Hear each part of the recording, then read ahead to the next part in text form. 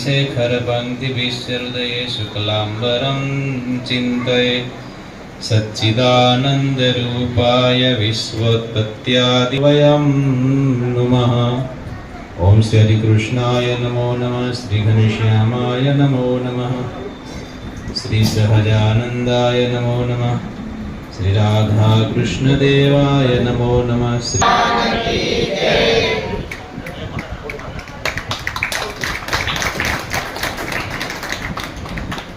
बोलो स्वामी। કેમ છો બધાય? ભરતીય સૂચક વચનો સાંભળીને કરદમ ઋષિનું ચિત્ત કરુણાથી દ્રવિત થયું. તેમને ભગવાન શ્રી હરિના વચનોનું સ્મરણ થઈ આવ્યું. તેથી દેવહૂતિને કહેવા લાગ્યા કે હે રાજપુત્રી, તું પોતાને ભાગ્યહીન માનીને આ પ્રમાણે ખેદ ન કર. અવિનાશી ભગવાન ટૂંક સમયમાં જ તારા ગર્ભમાં પધારશે. તે અનેક પ્રકારના વ્રતોનું પાલન કર્યું છે. હવે ઇન્દ્રિય સંયમ, સ્વધર્મ આચરણ, તપ, દાન વગેરે કરતા થકા શ્રદ્ધાએ સહિત ભગવાનની આરાધના કર. તેથી તારું કલ્યાણ થશે. તારી આરાધનાથી પ્રસન્ન થઈને ભગવાન શ્રી હરિ તારા પુત્રના રૂપમાં જન્મ ધારણ કરીને મારા યશને વધારશે. તે ભગવાન તને બ્રહ્મ જ્ઞાનનો ઉપદેશ આપીને તારી હૃદય ગ્રંથિને છેદી નાખશે. મૈત્રેય ઋષિ કહે છે કે હે વિદુરજી, દેવહૂતિએ પ્રજાપતિ કરદમના વચન ને સાંભળીને તેમાં સંપૂર્ણ વિશ્વાસ રાખીને ભગવાન પુરુષોત્તમ નારાયણની આરાધના કરવા લાગ્યા. અને આ પ્રમાણે આરાધના કરતા કરતા દેવહૂતિને ઘણો સમય પસાર થયો. ત્યાર પછી કરદમ ઋષિના વીર્યનો આશ્રય લઈને તેના ગર્ભમાંથી એવી રીતે પ્રગટ થયા જેમ કાષ્ઠમાંથી અગ્નિ પ્રગટ થાય. અને તે સમયમાં મેઘ વરસાવતા થકા ગર્જના કરીને વાજા વગાડવા લાગ્યા. ગાંધર્વો ગાન કરવા લાગ્યા અને અપ્સરાઓ આનંદમાં આવીને નૃત્ય કરવા લાગી. અંતરિક્ષમાં રહેનારા દેવતાઓ દિવ્ય પુષ્પોની વૃષ્ટિ કરવા લાગ્યા. બધી દિશાઓમાં હર્ષ વ્યાપ્ત થયો. જળાશયોનું જળ નિર્મળ થયું અને બધા પ્રાણીઓના ચિત્તમાં પ્રસન્નતા છવાઈ. તે સમયે મરીચી વગેરે ઋષિઓની સાથે બ્રહ્માજી સરસ્વતી નદીથી ઘેરાયેલા કરદમ ઋષિના આશ્રમમાં પધાર્યા. સ્વતઃ સિદ્ધ જ્ઞાનના પ્રભાવથી બ્રહ્માજીએ જાણી લીધું કે સાંખ્ય જ્ઞાનનો વિશેષ રૂપે ઉપદેશ કરવા માટે સ્વયં પરબ્રહ્મ ભગવાન વિષ્ણુએ પોતાના શુદ્ધ સત્વમય અંશથી અવતાર ધારણ કર્યો છે. ત્યારે બ્રહ્માજી નિર્મળ અંતઃકરણથી ભગવાનના કાર્યોની આદરપૂર્વક પ્રશંસા કરવા લાગ્યા અને પ્રસન્ન ચિત્તથી દેવહૂતિને કહેવા લાગ્યા. જો આ ભાગવતનો ત્રીજો સ્કંદ છે અને ત્રીજા સ્કંદની અંદર સાંખ્યના આચાર્ય એવા કપિલ ભગવાનનું અહીંયા પ્રાગટ્ય થયું છે. કરદમ ઋષિ અને દેવહૂતિ આ બંનેને માધ્યમ બનાવીને ભગવાન આ પૃથ્વી ઉપર પધાર્યા છે. એક મોટામાં મોટું કારણ જો કોઈ ભગવાનને પધારવાનું હોય તો દેવહૂતિ અને કરદમ ઋષિ બંને જણાના જ્યારે લગ્ન થયા ત્યારે કરદમ ઋષિએ એવી કન્ડિશન રાખી હતી મનુ મહારાજ પાસે. શું કન્ડિશન રાખેલી હતી કે એક દીકરો થશે એટલે પછી હું સંન્યાસ ધારણ કરી લઈશ, પછી આ સમાજની અંદર રહીશ નહીં, હું વગડામાં જંગલમાં ચાલ્યા જશું. ત્યારે મનુ મહારાજે કીધું કાંઈ વાંધો નહીં. અને ધામધૂમથી કરદમ અને દેવહૂતિના લગ્ન થયા છે. તમને હાલો હાલો હાલો હાલો બરાબર છે. બસ પેલા બરાબર હતું. હાલ કંઈક ને કંઈક ઈચ્છા હોય કે પોતાના પતિદેવ છે એના બધા શણગાર છે એ પૂરા કરે, એમની ઈચ્છા છે એ પૂરી કરે, એમના શોખ હોય એ પૂરા કરે. આ દુનિયામાં તમને જોવા મળતું હશે, લગ્ન થાય એટલે પત્નીની પણ કંઈક ઈચ્છા હોય અને પતિ જે કંઈ કમાતો હોય એમાંથી પોતાના પરિવારનું, પત્નીનું પાલન પોષણ કરતો હોય છે. પણ દેવહૂતિ અને કરદમના લગ્ન થયા છે અને લગ્ન થયા પછી દેવહૂતિએ કોઈ દિવસ ક્યારે પણ કોઈ માંગણી નથી કરી. એટલો સંયમ રાખ્યો છે, એટલું તપ રાખ્યું છે. પછી તપના અંતે કરદમ ઋષિ છે એ બહુ રાજી થયા કે દેવી, આ જગતની અંદર તમે 12 વર્ષ સુધી મારી સેવા કરી છે અને 12 વર્ષ સુધી તમે આટલો સંયમ રાખ્યો છે, કોઈ દિવસ ક્યારે માંગણી નથી કરી, તમારા શરીરની તમે પરવા નથી કરી અને મારી ભક્તિ ભાવ અને પ્રેમથી સેવા કરી છે, તો હું તમારા પર રાજી થયો છું. કોઈ પણ વ્યક્તિને રાજીપો મળતો હોય છે, એમને રાજીપો નથી મળતો. એના માટે ઘસાવવું પડે, એના માટે ટાઈમ આપવો પડે. અત્યારે તમે જુઓ અહીંયા આ ભરતનગરની અંદર ભાગવતનો જ્ઞાન યજ્ઞ ચાલી રહ્યો છે અને નારાયણભાઈ બધા હરિભક્તો છે, તમે સમય આપો છો કે નહીં? ટાઈમ આપો છો ને? અત્યારના સમયનું મોટા મોટું ઇન્વેસ્ટમેન્ટ હોય ટાઈમ છે. આપણે બધા જાણીએ છીએ કોઈની પાસે અત્યારે આમ જુઓ તો સમય નથી, પણ સમય આપણે કાઢીને આવીએ છીએ એ મોટી વસ્તુ છે. કેમ? અહીંયાથી પ્રવાહિત થતી આ ભાગવતની ભાગીરથી ગંગા અહીંયા વહે છે અને આમાં જેટલા બધા બહેનો, ભાઈઓ, દીકરીઓ, માતાઓ છે, બધા આપણે પવિત્ર થવા માટે આવીએ છીએ. પેલી ગંગાના દર્શન કરવા માટે જવું હોય તો ઠેઠ હરિદ્વાર કે પ્રયાગરાજ જવું પડે. સ્નાન કરવા માટે જવું હોય તો ઠેઠ હજારો કિલોમીટર દૂર જવું પડે. પણ એ જ ભાગવત ભાગીરથી ગંગા આજે આ ભરતનગરને આંગણે પધારેલી છે અને આપણે બધા એમાં દરરોજ સ્નાન કરીએ છીએ. ભાગ્યશાળી છીએ આપણે ભાઈ કે આવો અવસર અને આટલી શ્રદ્ધા તમને બધાને છે.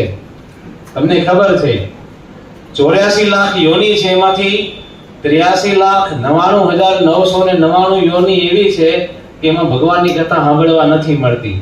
તમારી અહીંયા ગલીમાં આવે તો કેટલા કૂતરા હશે, બિલાડા હશે, ગાયો ભેંસો હશે, હશે કે નહીં? એમને બધાને એમ થાય કે હાલો માણસ છે, બધા અહીંયા બેસા છે, આ કોઓપરેટિવ સોસાયટીની અંદર જાય છે તો આપણે બધા જઈએ ત્યાં અને કથા સાંભળી. આપણે સાંભળવા દેશું? એ ગલુડિયું કૂતરું આવે તો આપણે તગડશું, અને તગડશું કે નહીં? અરે ભેંસ આવશે તો ભેંસ ને કહેશું, ભેંસ બેન તમે બહાર જાઓ, આ તમારા માટે નથી, માણા માટે છે. કહીએ કે નહીં આપણે? આ અવસર ભગવાને એક ને ખાલી માત્ર ને માત્ર માણસને માટે આપ્યો છે અને એટલી માનવ શરીરની વેલ્યુ છે, એટલી કિંમતી છે. અમારે પણ અત્યારે અંજારની અંદર 45 દિવસનો ભાગવતનું જ્ઞાન યજ્ઞ ચાલે છે. દરરોજ સાંજે 6:15 વાગ્યાથી 7:15 1 કલાક કથા થતી હોય છે ત્યાં. એમાં અત્યારે અમારે પ્રહલાદ આખ્યાન ચાલુ હતું. એમાં પ્રહલાદજી બાળકોને સમજાવે છે કે માણસની છોકરાઓ 100 વર્ષની અવસ્થા છે અને 100 વર્ષમાંથી 50 વર્ષ તો ખાલી હુવામાં હાલે જાય, નથી હાલે જતા. રાત્રે માણસ હુઈ જાય, 100 વર્ષમાંથી 50 વર્ષ તો આપણે હુઈ જઈએ છીએ. હવે એ 50 વર્ષ તો માઇનસ થઈ ગયા, બાકીના 50 વર્ષમાંથી 20 વર્ષની અવસ્થા આવી છે. બાલ્ય અવસ્થા અને કુમાર અવસ્થા છે. આપણે નાનકડા હતા, મોટા થયા, ભણવા ગયા, કોલેજ કર્યું, યુનિવર્સિટી કરી, એમ કરતા 20 વર્ષ ક્યારે હાલ્યા ગયા ખબર ના પડી. ઓલે 50 વર્ષ હુવામાં હાલ્યા ગયા, 20 વર્ષ મોટા થવામાં હાલ્યા ગયા, 70 વર્ષ તાવનામાં હાલ્યા ગયા. પછી 10 વર્ષ છે લગ્ન કરી અને બિચારો નોકરી કરે, ધંધા કરે, પરિવારનું પાલન પોષણ કરે, છોકરાને સંભાળ રાખવાની 10-15 વર્ષ એમાં નીકળી ગયા. બાકી છેલ્લા 10-15-20 વર્ષ રહ્યા એ ઘેટા થઈ ગયા હતા સુધી આપણે. એ વૃદ્ધાવસ્થા આવી ગઈ અને વૃદ્ધાવસ્થા એવી છે, એક તો શરીર કામ ના કરે, પગ કામ ના કરે, કાનપુરમાં હડતાલ થઈ જાય, દાંત છે એ બધા હડતાલમાં ઉતરી ગયા હોય, આંખમાં દેખાય નહીં, સંભળાય નહીં. હવે એ સમય ક્યારે ભગવાનની કથા સાંભળી ગયો આપણે? તો ભગવાને આ મનુષ્યનું શરીર આપણને બધાને આપેલું છે, એટલે એમ કહ્યું મનુર્ભવ, એ માણસ થાવ, માણસ. એક શેઠ છે ને, શેઠ સવારના પોરમાં દુકાન ખોલીને બેઠા હતા. એટલે બિચારો ગરીબ માણસ ત્યાં શેઠની દુકાને ગયો. શેઠને કીધું, શેઠ કઈ ખાવાનું હોય તો આપો ને, તમારી દુકાન ખાવાની છે. તો કાંઈ હોય તો આપો ને. શેઠ કે ભાઈ અત્યારે કોઈ માણસ નથી, પછી આવજે જા. તો પેલા ભિક્ષુકને બિચારા ગરીબ માણસને એમ છે કે તું કદાચ એને દેવું નહીં હોય તો કે પાણી આપી દો ને, ખાલી 1-2 ગ્લાસ પાણી પીવડાવી દેશો ને તોય મારી તરસ છે એ તરસ છીપી જશે. કે ભાઈ તને કીધું ને થોડી વાર ઉભો રહે, માણસ આવશે એટલે આપીશ. માણસ નથી. બોલે 15-20 મિનિટ બિચારો ઉભો રહ્યો. અને તમને ખબર છે ને હરિભક્તો, ભૂખ અને તરસ આ બે વસ્તુ એવી છે ને, માણસથી જલ્દી જલાય નહીં. બપોરે 12-1 વાગ્યાનો સમય થયો અને પેટમાં બિલાડા બોલવા માંડે, રસોડામાંથી હાકલ થાય એટલી વાર છે. જલ્દી બધાએ ભગવાનનો પ્રસાદ જમીએ આપણે. અને તરસ એવી છે, ગળું સુકાતું હોય ને એમાં જો 2 ગ્લાસ પાણી મળી જાય તો કેવી શાંતિ થાય આપણને. પેલા ભિક્ષુકે શેઠને એમ કીધું કે શેઠ કમસે કમ કાંઈ નહીં તો પાણી પીવડાવી દો તમે. 2 ગ્લાસ મને પાણી મળી જશે ને તો મારા પેટમાં શાંતિ થશે.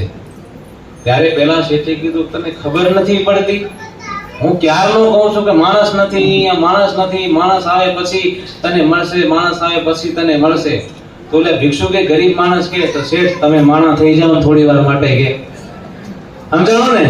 તમે થોડી વાર માટે માણસ થઈ જાઓ ને કે. આ શાસ્ત્રો આપણને ખરા અર્થમાં શું શીખવાડે છે? માણસ થતા આપણે શીખીએ. એટલે આપણે એટલા ભાગ્યશાળી છીએ કે આપણને આ બધો અવસર મળ્યો છે. સંતો એટલા માટે કહેતા ભગવાનની કથા સાંભળી લેવાની. પછી જુઓ, સમય આપણા હાથમાં નહીં હોય, અવસ્થા શરીર આપણા હાથમાં નહીં હોય, અને બીમારી માંદગી આવશે પછી તો સાંભળવો છો તો નહીં સાંભળી શકાય. એટલે જેટલું ભગવાને આપણને અવસર તક આપી એટલું કામ કરી લેવું. બાકી જિંદગી હમણાં નામના પૂરી થઈ જશે. હું ને તમે આપણે બધા દુનિયામાંથી ક્યારે વયા જવાના કાંઈ નક્કી નથી ભાઈ.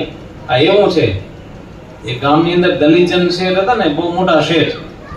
એટલે નારાયણ બાપા જેવા કોઈ વક્તા ગયા અને કીધું કે મારે તમારા ગામમાં ભાગવતની કથા કરવી છે તો તમે જરા સાંભળવા માટે આવજો. શેઠ કે મારી પાસે ટાઈમ નથી. બાપાને બિચારાને શ્રદ્ધા બહુ, જેમ નારાયણ બાપાને શ્રદ્ધા છે દરરોજ આપણને કથા સંભળાવે છે એમ શ્રદ્ધા બહુ. એટલે ગામમાં રોજ ભાગવતની કથા કરે. અને વક્તાનો એવો નિયમ કે આ જો શેઠ કથા સાંભળવા માટે આવે તો બહુ સારું કે. તો શેઠ આવે નહીં. અને મોટા માણસોનો તો તમને બધાને ખબર છે ને, ટાઈમ જ ન નીકળે.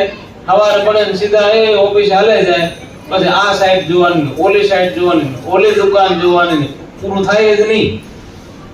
વક્તાને એમ થયું પુરાણીને કે ભાઈને ટાઈમ નથી મળતો ને આપણે ઘરે જઈ. ઘરે હવાના પૂરમાં પહોંચી ગયા ઘરે કે. શેઠ કે કેમ પુરાણી અત્યારે આવ્યા છો તમે? એ કે મારે તમને ભાગવતની કથા સંભળાવી છે.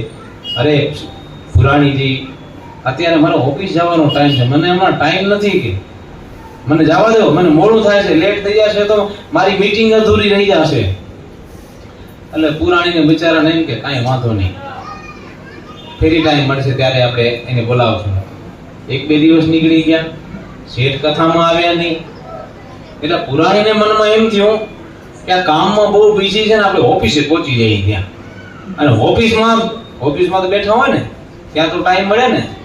ઓફિસમાં બેઠા હતા સંભળાવી એટલે ભાગવતનું શાસ્ત્ર લઈ પહોંચી ગયા ત્યાં ઓફિસમાં. અને ઓફિસમાં જઈને કીધું શેઠજી તમને કથા ભગવાનની સંભળાવવા માટે આવ્યો છું. શેઠ કે પુરાણી તમને ખબર નથી પડતી, ઓફિસમાં આવી ગયા.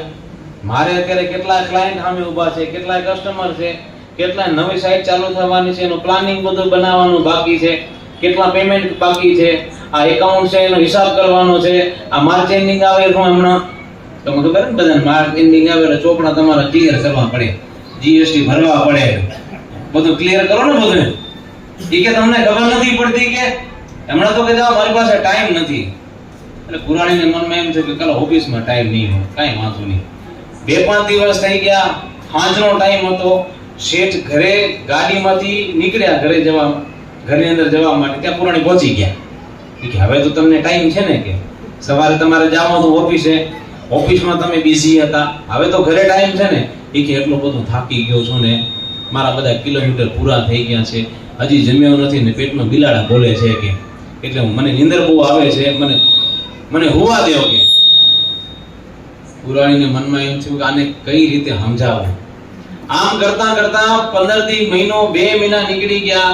ભાગવતની કથાએ પૂરી થઈ ગઈ ને અચાનક શેઠની થઈ બીમારી.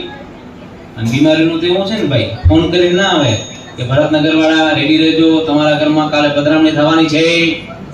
આ કોરોનાએ તમને કોઈને ફોન કર્યો હતો દિનેશભાઈ? કે તમારા ઘરમાં આવી છે? આવ્યો તો ભરતનગરમાં કોરોના? આવ્યો તો નતો આવ્યો? આવ્યો તો ને, બધે આવે ભાઈ. આપણને ક્યાંય ખ્યાલ ન હોય. એમાં શેઠ બીમાર પડ્યા અને બીમારી વધતી ગઈ, એટલી બીમારી વધી ગઈ, છેલ્લી ઘડી આવી ગઈ. ડોક્ટરે બધા હાથ ઊંચા કરી લીધા. ઘરના બધા મેમ્બર હતા, એમને ખબર પડી કે હવે આ શેઠ રહેશે નહીં. એટલે બધી છેલ્લે તૈયારી કરી લીધી અને અચાનક થયું પણ એમ, થોડી વાર થઈ, શેઠનો આત્મા છે દેહમાંથી નીકળી ગયો, શેઠનું થઈ ગયું પૂરું. અને પછી બધા ભેળા થઈને નનામી તૈયાર કરી, રામ બોલો ભાઈ રામ, રામ બોલો ભાઈ રામ. બધા મંડ્યા તૈયારી કરવા માટે. અને ત્યાં પુરાણીને ખબર પડી કે શેઠનું પૂરું થઈ ગયું. પહોંચી ગયા પુસ્તક લઈને નનામીની બાજુમાં, અને પુસ્તક પુરાણીજી આ હું માંડ્યો તમે, આ ડેડ બોડી છે, લાશ છે. હા કે શેઠ કે હવે સાંભળશે કે આજે એને ટાઈમ મળ્યો, કેવો શાંતિથી ઊતો હોય. આખી જિંદગી ભાગ કરી હોય. જ્યારે ઓફિસમાં જતો ત્યારે નવરાશ નહોતી, ઘરમાં આવ્યો તોય નવરાશ નહોતી, ગમે ત્યારે મળે એને કોઈ જાતની નવરાશ નથી. હવે ભગવાન નવરો કરી દીધું હે. સમજાય છે ને? ભગવાને આ મનુષ્યનું શરીર, વાલા ભક્તજનો, આપણને એટલું શરીર વ્યવસ્થિત આપેલું છે, હમણાં કામ થશે. જો ભગવાને નિરોગી રાખ્યા છે. આજે તમે હોસ્પિટલમાં જાઓ, અમે સંતો તો મુલાકાત લેવા માટે જતા હોઈએ, દર વર્ષે કેટલી નવી હોસ્પિટલો બને છે અને બધી હોસ્પિટલો ફૂલ હોય છે. હા, નવી હોસ્પિટલ બને અને માણસ રાજી થાય, ઉદ્ઘાટન કરે, રિબિન કાપે. અરે રિબિન કાપવાની જગ્યાએ ઉલટાની હોસ્પિટલો ઘટે એવો પ્રયત્ન કરવો જોઈએ. પૂછો કેમ? જેટલી હોસ્પિટલો ઓછી એટલા રોગ ઓછા, જેટલી હોસ્પિટલો વધવાની એટલા પેશન્ટ વધે કે નહીં? આજે દુનિયામાં એટલા બીમાર માણસો પડ્યા છે ભાઈ, બહુ તકલીફો છે માણસોને. એટલે ભગવાને આપણને જો શરીર એકદમ હાજર નરવા રાખ્યા છે, અને જ્યાં સુધી શરીર છે ત્યાં સુધી બધું થશે. એટલે વાત હતી આપણી સેવાની, કે દેવહૂતિ માતાએ કરદમ ઋષિની 12 વર્ષ સુધી એટલા ભાવથી સેવા કરી, અને પછી કરદમ ઋષિના ઉપર બહુ રાજી થયા છે કે તે મારા હાથ ખાતર કરીને તારી જિંદગી આખી કુરબાન કરી દીધી. 12 વર્ષ કાંઈ ડિમાન્ડ ન કરવી ને એમને ચાલવું એટલે કેટલું અઘરું છે ગ્રસ્ત આશ્રમમાં. અને કરદમ ઋષિ રાજી થઈને કીધું, બોલો હવે તમારી શું ઈચ્છા છે? ત્યારે દેવહૂતિ કીધું, પતિદેવ, લગ્ન ટાઈમે તમે પ્રોમિસ કરેલી હતી કે એક દીકરાનો જન્મ થશે પછી તમે વનમાં જશો, તો આ ઈચ્છા પૂરી કરો. અને પછી કરદમ ઋષિ એવું સરસ મજાનું સુંદર વિમાન બનાવ્યું છે, અને વિમાનમાં બંને જણા વિચરણ કરતા આખા ભૂમંડળની અંદર પ્લેન ગયો છે. એમાં ડીઝલ અને પેટ્રોલ નહીં, એ પડે નહીં પાછું. એર ઇન્ડિયા વાળું તો પડી જાય ક્યારેક. હા, આ પ્લેન કોઈથી પડે નહીં ને ડીઝલ ને પેટ્રોલ ની જરૂર ના પડે. આકાશની અંદર અંતરિક્ષમાં વિચરણ કરતા વર્ષો વીતી ગયા, અને એમાં 9 કન્યાનો 9 દીકરીનો જન્મ થયો છે. અને જેવું પ્લેન નીચે આવ્યું એટલે ઋષિએ નક્કી કર્યું કે હવે મારો સંકલ્પ પૂરો કરવાનો, જંગલમાં જાઉં. ત્યારે દેવહૂતિ માતા કહેવા લાગ્યા કે આ તો દીકરી થઈ છે, આપણે તો દીકરાનો સંકલ્પ હતો. અને પછી દીકરાઓ થાય છે, અને દીકરા બીજા કોઈની, સ્વયં કપિલ ભગવાન આ પૃથ્વી ઉપર આવે છે. સાંખ્ય જ્ઞાનનો ઉપદેશ આપવા માટે સ્વયં કપિલ ભગવાન માતા દેવહૂતિના ઉદર થકી જન્મ ધારણ કરે છે. અને જન્મ થતાની સાથે કરદમ ઋષિ નક્કી કરી લીધું કે હવે આપણે વનમાં જવાનો ટાઈમ થઈ ગયો છે. વાલા ભક્તજનો, તમને ખ્યાલ હોય તો ભાગવતના એક પાત્રો જોશો ને, તેમાં જેટલા રાજાઓની કથા છે ને, એ બધા રાજાઓની કથાઓમાં છેલ્લે ઉત્તરાર્ધ એટલે કે 50 વર્ષ પછી 51, 52, 55, 58 બધા વનમાં ગયા છે. આમાં 51 વાળા કેટલા હે, 52 વાળા કેટલા હે? વાનપ્રસ્થનો સમય થઈ ગયો છે, વનમાં જવાનો ટાઈમ. તમે વનમાં જાશો તો ભૂખ્યા મરી જઈએ આપણે, પશુ ખાઈ જાય, કોઈ પાણી પીવડાવવા માટે ના આવે વનમાં. હવે શું કરવાનું? આ ભારત નગરને છે ને વન બનાવવાનો. બસ આપણે ઘરની અંદર એવી રીતે રહીએ કે ઘરના કોઈ પણ અવલંબન છે એ આપણને નડે નહીં, અને છોકરા એની રીતે કામ કર્યા રાખે, વહુ એની રીતે કામ કરે, પુત્ર એની રીતે કામ કરે. આપણે શું કરવાનું છે? હરિભજન કરવાનું. માળા લઈ અને ભગવાનના નામનું સ્મરણ કરી અને જેટલી જિંદગી બચી છે ને એ જિંદગી ભગવતમય જાય એવો પ્રયત્ન કરવાનો. એટલે નક્કી કરી લેવાનું બસ હવે આ ભાગવતની કથા અહીંયા કરે નારાયણ બાપા તમને દરરોજ સંભળાવે છે. નક્કી કરી લેવાનું કે 1 મહિના સુધી આ ભાગવત શાસ્ત્રનું શ્રવણ કરી આપણે આપણા જીવનું ભાથું બાંધી લેવું છે બસ. અને આ ભાગવત પૂરી થાય એટલે આપણું અંતરાત્મા એટલું રાજી થાય અને એની સાથે સાથે આપણા હૃદયમાં એટલી ભક્તિની વૃદ્ધિને પામે કે ખરા અર્થમાં હવે ભગવાનનું ભજન કરી અને જીવનું કલ્યાણ કરી લેવું છે. એટલે આવી રીતે આપણને બધાને બહુ સારો અવસર મળ્યો છે. અને હમણાં ગયા વીકમાં જ નારાયણ બાપા આવ્યા હતા અંજાર મંદિરમાં કે સ્વામી આવો સંકલ્પ છે. મેં કીધું આપણે સંકલ્પ કરીને ઠાકોરજી આપણો સંકલ્પ પૂરો કરે અને તમારા બધાનો સંકલ્પ પૂરો થઈ ગયો ભાઈ. આજે કેટલા મોટા ભાગ્ય આટલી મોટી સંખ્યામાં હરિભક્તો બહેનો ભાઈઓ માતાઓ અને આ સંતોના દર્શન થયા. જુઓ સંતોના દર્શન થાય મોટી વસ્તુ છે ને. આજે બધા સંતો એક એક ગામડાઓમાં વિચરણ કરીને તમારા જેવા કેટલાય મુમુક્ષ જીવાત્માઓ છે એને ભગવાનના ઉદ્દેશની વાતો કરતા હોય છે.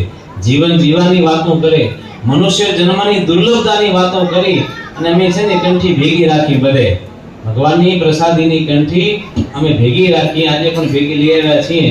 જે હરિભક્તોને પહેરવી હોય એ સંતો પાસે આવી અને પુરુષ હરિભક્તો પહેરી શકે છે.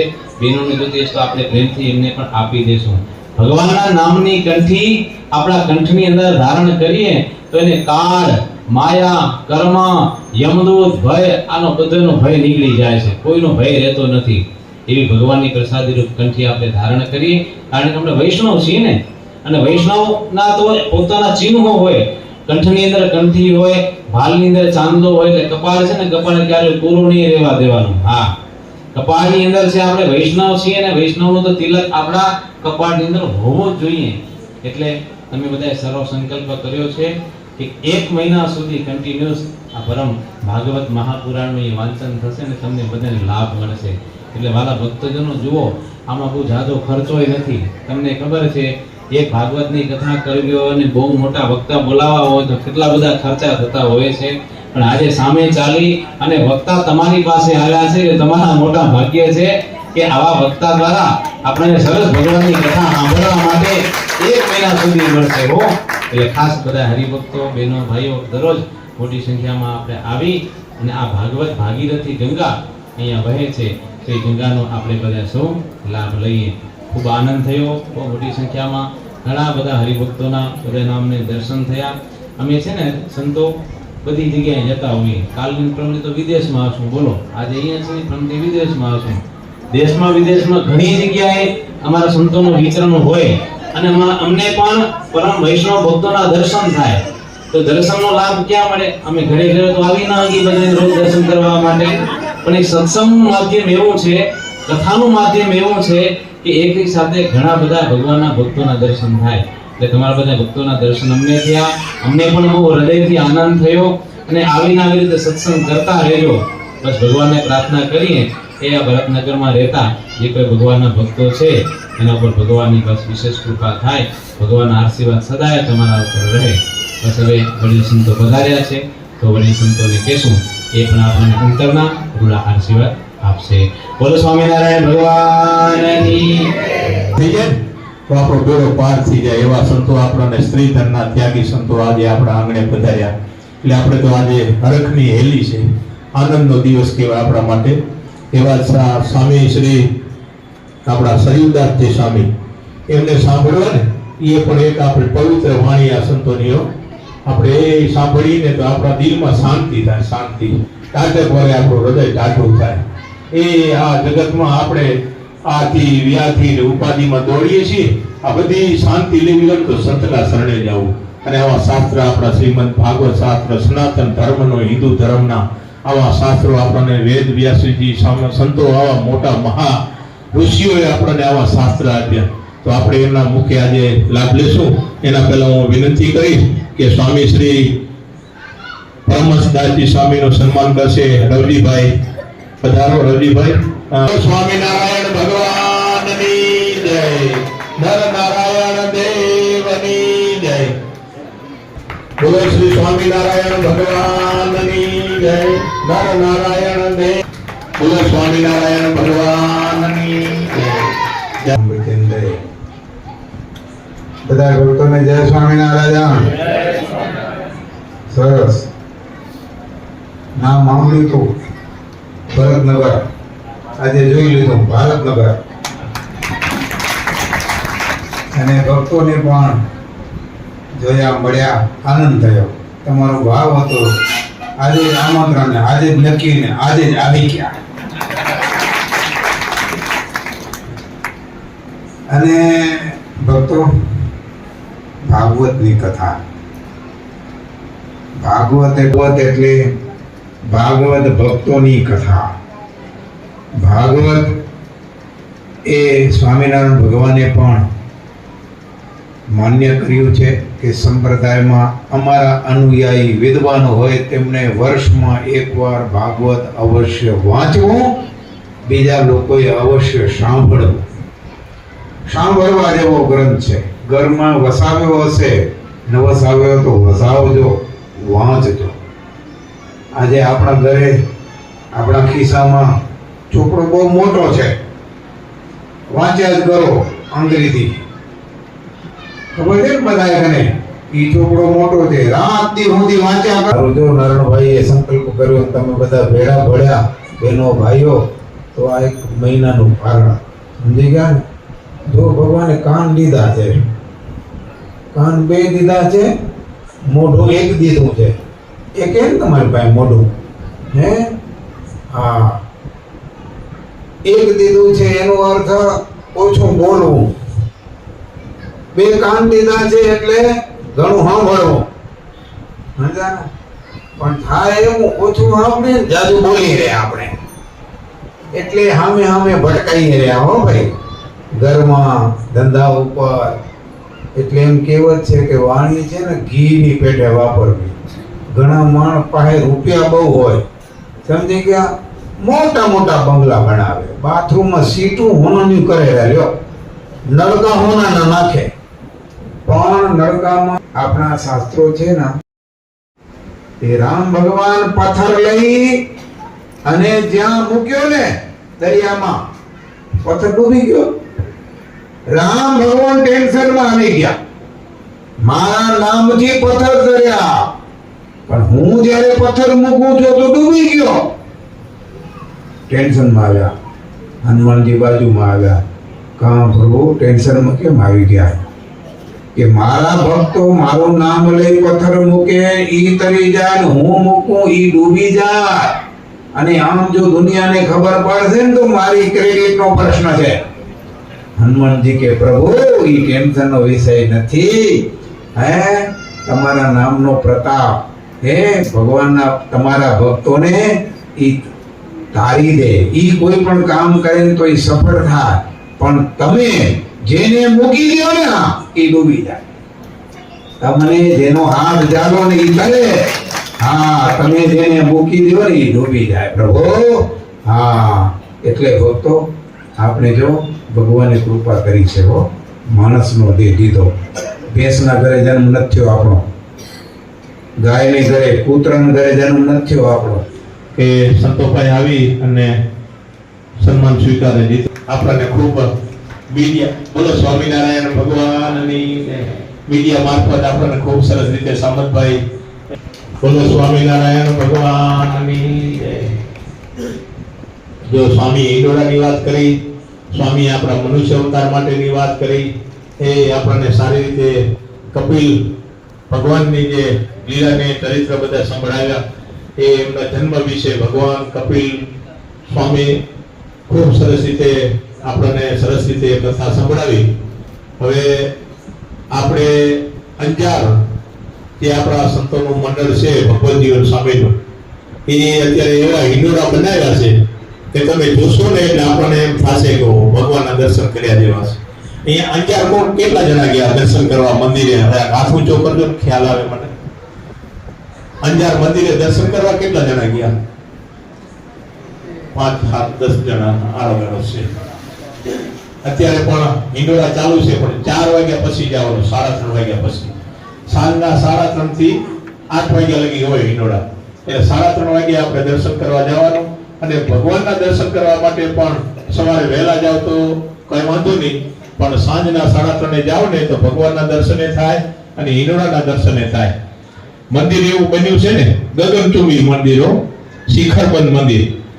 75 કરોડ નહીં પણ 80-90 કરોડના ખર્ચે મંદિર બન્યું છે.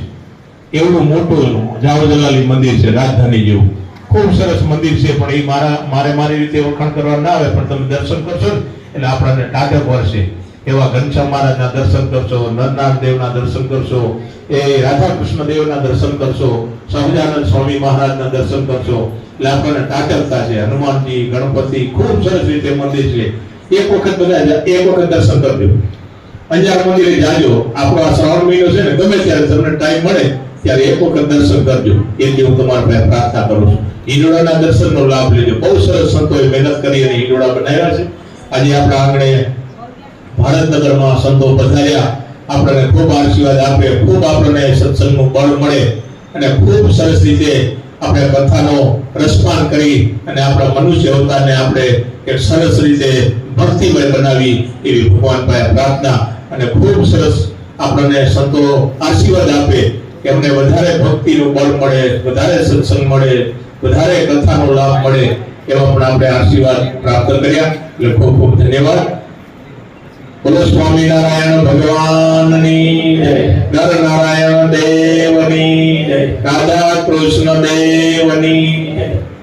સ્કૂલમાં એ ભણી ન શકે એમાં કંઠી છે એ વૈષ્ણવપણાનું પ્રતીક છે. અને કંઠી ધારણ કર્યા પછી પરિપૂર્ણ રીતે આપણે વૈષ્ણવ બનીએ છીએ. અને વૈષ્ણવ બન્યા પછી આપણને ભક્તિ કરવાનો અધિકાર મળે છે. અને ભક્તિ કરવા માટે દીક્ષાની જરૂર પડે. એટલે આ કંઠી છે એક દીક્ષાનું પણ એક પ્રતીક છે, ચિહ્ન છે. એટલે આ કંઠી ધારણ કરશું એટલે કોઈ જાતની વિડંબણાઓ આપણા જીવનમાં નહીં આવે.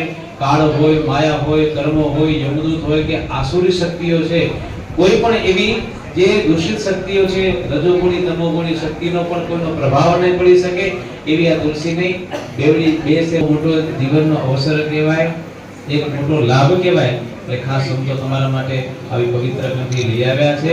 અને આ કંઠી ધારણ કર્યા પછી આપણને પોતાને પણ ગૌરવ રહેશે. અને બહેનોના વિભાગમાં પણ બધા બહેનો છે એ કંઠી લઈને ખોલીને તૈયાર રાખે.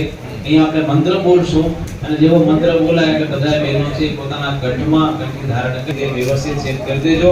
અને આ કંઠી ક્યારે અપવિત્ર થતી નથી. તમે શૌચવિધિ કરવા માટે જાઓ કે પેશાબ કરવા માટે જાઓ તો પણ આ કંઠી ક્યારેય ઉતારવી નહીં. આ 24 કલાક કંઠી આપણા કંઠની અંદર રહે. કંઠી ક્યારે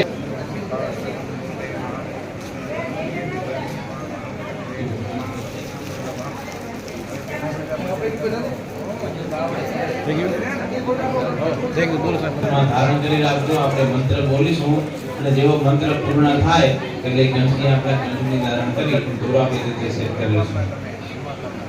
હરિ ઓમ કાલમ માયા પાપ. બોલો સ્વામિનારાયણ ભગવાનની, નર નારાયણ દેવની, ઘનશ્યામ મહારાજની, રાધા કષ્ટભંજન દેવની જય જય.